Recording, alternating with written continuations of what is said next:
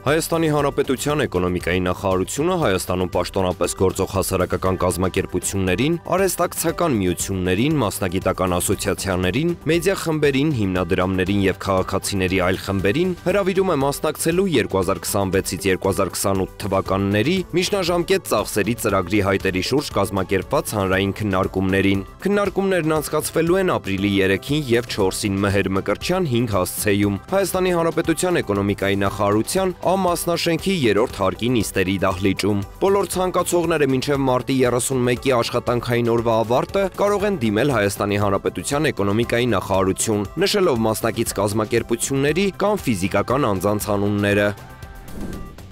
Հայաստանի քաղաքացիների համար Եվրամիության վիզաների ազատականացման շուրջ բանակցությունները շարունակվում են։ Այս մասին հայտարարել է Հայաստանի Հանրապետության արտաքին գործերի նախարարի տեղակալ Պարույր Հովհաննիսյանը ազգային ժողովի եվրոպական ինտեգրման հարցերի մշտական հանձնաժողովի արտահերթ նիստում։ Նա հիշեցրել է, որ բանակցությունները մեկնարկել էին 2024 թվականի դեկտեմբերին, որի ընթացքում տեղի ունեցան Եվրամիության համապատասխան պատվիրակության հետ ինտենսիվ բանակցություններ։ Հաջորդ փուլը նախատեսվում է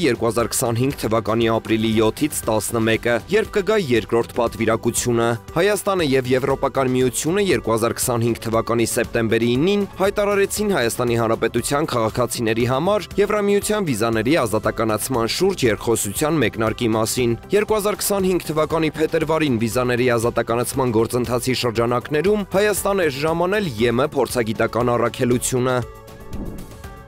Եվրասիական զարգացման բանկն ակնկալում է, որ Հայաստանում վերաֆինանսավորման տոկոսադրույքի նվազեցման ցիկլը ավարտված է Հայաստանի Հանրապետության կենտրոնական բանկի թիրախային միջակայքում գնաճի կայունացման ֆոնին։ Այս մասին ասվում է բանկի ամենշաբաթյա մակրոտնտեսական ակնարկում։ Հայաստանի Հանրապետության կենտրոնական բանկի խորհուրդը մարտի 18-ին 2023 թվականի հունիսից հետո առաջին անգամ ավարտել է վերաֆինանսավորման տոկոսադրույքի նվազեցման ընթացիկ ցիկլը, թողնելով այն անփոփոխ